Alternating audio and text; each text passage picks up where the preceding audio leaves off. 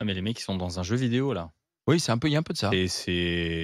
Ils tirent, ils sont dans Call of Duty ou je ne sais quoi, mais les mecs, ils en pleine ville, enfin sans c'est flippant parce qu'on vit quand même dans une société où tu as des fourgons qui sont attaqués. Moi, j'ai vu la violence, des images. Tu te rends compte, il y a des êtres humains à l'intérieur quand même. Ouais, bah, Il y a heureusement, ils Oui, sont défendus. Ouais. heureusement, mais tu as des êtres humains. Puis après, tu as tous les passants autour. Ouais. Tu as quand même des voitures de civils qui ont été abîmées. Tu as des balles perdues qui auraient pu enfin, c'est tout ça pour rien. En plus, je te l'ai raconté, l'argent a été, détruit par ce liquide. Donc en fait, on a non seulement des inconscients, des incapables et des gens dangereux pour la société. Donc la répression, on a beau nous dire que, la violence est un sentiment et cetera. Non, c'est un fait et il faut que, tu voulais pardon? Non, non, non, vas-y, Ah, vas-y, parce que je regardais les images du fourgon qui brûle effectivement et pour, compléter ce que tu dis, heu, à Grenoble, les habitants n'en peuvent plus. non mais Parce tu es parce dans que il y a les trafics de drogue, maintenant il y a les braquages et d'ailleurs, et dans des grandes villes oui, oui. où tu as quand même, un niveau de police, de sécurité qui est censé être plus haut que dans un village, reculé, de la France. Et les habitants, l'opposition grenobloise, l'opposition au maire Éric Piolle dit: «Il est temps, vu la situation, de notre ville, la situation de délinquance, il est temps que la police municipale soit enfin armée». Parce que si elle avait été sur place, si elle avait été là en patrouille, face à cette insécurité grandissante, elle pourra protéger la population. Ouais, enfin, Elle pourra répliquer, elle pourra s'interposer. sur le sujet, d'une police municipale armée, moi je suis Elle n'est d'accord. pas armée, Mais donc quand à tu Grenoble. sais que nos fonctionnaires de police qui, eux, déjà sont armés, ont peu de temps de formation au tir, Mmh. j'imagine même pas le temps de formation d'un policier municipal armé, quoi. Donc il faut parler de la formation aussi. Bruno Poncet. Non mais alors les images sont incroyables, mais enfin il y a quand même aussi une glorification du braquage à l'arme lourde. Parce qu'il y a quand même quelques années, Redouane Faïd, il était invité sur tous les plateaux. J'ai aidé à faire le scénario de 8 et machin. Et puis derrière, quand lui, il donne des idées pour faire un braquage d'un fourgon, rappelez-vous cette jeune policière qui avait été tuée. En fait, c'est cette glorification et aujourd'hui, il n'y a plus de limite. Là, tu vois, Olivier l'a dit, mais les mecs qui sortent, ils ont de la calache, hein, c'est 300 balles dans une cité, donc c'est pas compliqué. T'allumes, t'allumes le premier fourgon. Alors après, tu sais bien, enfin les billets, tu sais pas que tu peux pas t'en servir et tout. Enfin, il y a un vrai sujet sur plein. En fait, là, tu rentres dans un fait de société qui aujourd'hui devient malheureusement un fait divers, mais même un fait C'est-à-dire que courant. tu es en train de dire que les braqueurs, parce que les spécialistes, les policiers te disent, c'est pas des braqueurs chevronnés, Bah, ils y vont plus façon en se disant: «On achète des calaches au marché S'amuser. noir, le fourgon va passer, ouais, c'est du on jeu vidéo arrose et puis et voilà, comme dans Hit, on va on avoiner arrose. et puis Mais ça tu va vois, passer, quoi». et Ouais. aujourd'hui, là, c'est encore Grenoble, mais moi, Bah, personnellement, enfin, moi, enfin, il vient d'arriver, mais Retailleau, on l'attend pas sur les OQTF, en fait. Enfin, moi, perso, j'attends pas sur les OQTF. Moi, je l'attends Les là-dessus. Français, si, hein. Bah ouais, bah, enfin, les Français, enfin, je pense pas que les habitants de Marseille ou de Bah, Grenoble, ils attention attendent que parce que là-dessus, peut-être hein. s'ils le retrouvent et que c'est des OQTF, Ouais, ça va peut-être te aussi, tordre, ouais. ça c'est va te comme tordre le d'hab, cou, ouais. hein. Enfin, sauf qu'en attendant, ça serait bien qu'à un moment donné, on s'occupe de ça, parce qu'aujourd'hui, et tout à l'heure, on va en parler avec la Martinique, mais il y a le chaos en France, en fait. Parce que tu vois, à Marseille, c'est quand même chaud, un gamin de 14 ans qui met une bastos dans la tête d'un chauffeur de VTC. Enfin, moi, Ça n'a rien à voir dans l'histoire. qui a rien à voir avec ça. Moi, ça me fait peur. Le gamin de 15 ans qui essaie de foutre le feu au truc et qui est poignardé devant des gens et Et qui brûlé qu'on vif. brûle. La dernière fois que moi j'ai vu des images comme ça, c'était en Syrie où ils avaient Ou à flambé, Haïti. ils En avaient Syrie, flambé ouais. le pilote d'avion jordanien C'est et Daesh. que t'avais ouais, puis que t'avais Krayem qui le regardait en le faisant flamber. Enfin, on Mais est du dans coup, un c'est quoi la circuit. réponse? Et donc moi je trouve qu'à un moment donné, il va falloir que la police, enfin que Retailleau remette des effectifs de police partout et puis qu'on s'occupe un peu de ça, hein. Zora.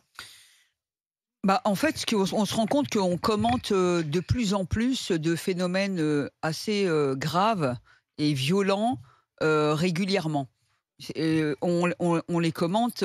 Certains historiens racontent que finalement, nous ne vivons pas dans une société plus violente qu'avant, puisque avant c'était pire. Il y avait les diligences qui attaquaient au Moyen Âge. Enfin, en fait, la violence était beaucoup plus importante. La différence, c'est qu'aujourd'hui, on est normalement dans une société éduquée, civilisée, où évidemment, il y a toujours de la violence dans les sociétés, les violences intrafamiliales, les violences faites aux femmes, la pédocriminalité, et cetera. Ça, c'est pas des violences qui sont dans la voie publique, mais c'est des violences qui existent.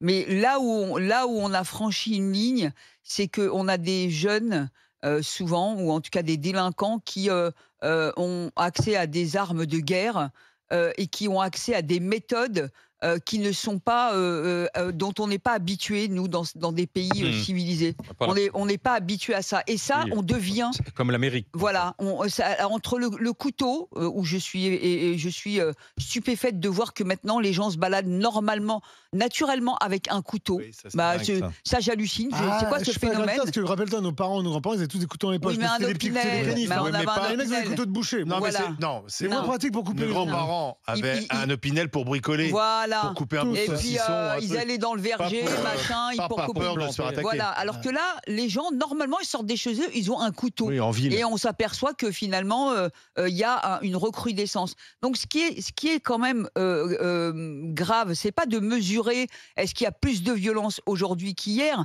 c'est que notre société, elle est face à une violence qu'elle ne connaissait pas, à une violence un peu particulière.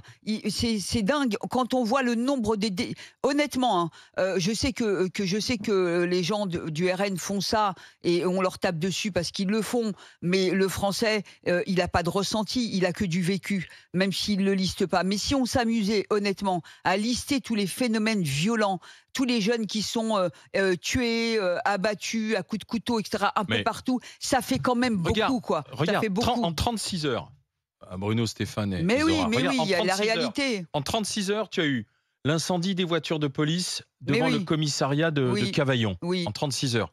Tu as eu la vidéo de DZ Mafia. Oui. Où les types disent le gosse de 14 ans et le chauffeur en VTC. Tu as le braquage à Grenoble. C'est pas nous.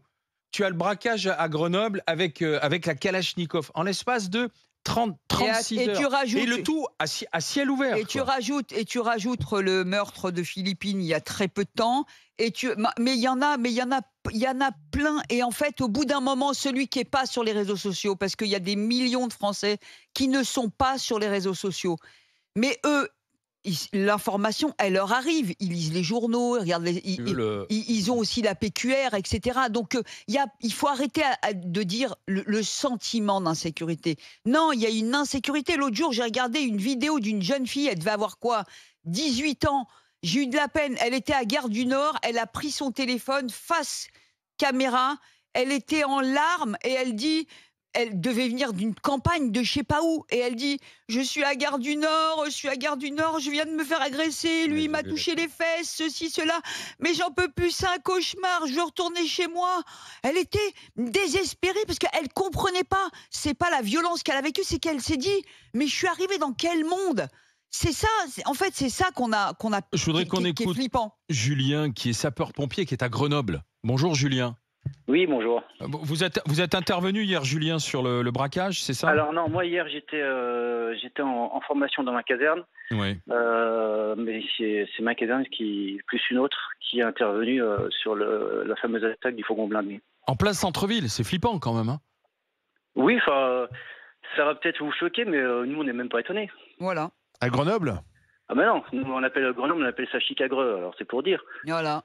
Ah, carrément. Chicagreux. Oui, non, mais Chicagreux, on en parle régulièrement, effectivement, mais c'est à un point tel, vous intervenez tout le temps sur des histoires comme ça, de violence et tout, en tant que sapeur-pompier. Julien, est-ce que vous pouvez nous donner 2-3 exemples de phénomènes de violence Mais je vais déjà vous donner, pour que vous ayez une petite idée, mon cursus. Moi, j'ai commencé, je me suis engagé à 20 ans dans les pompiers de Paris, donc j'étais en 93. Oui.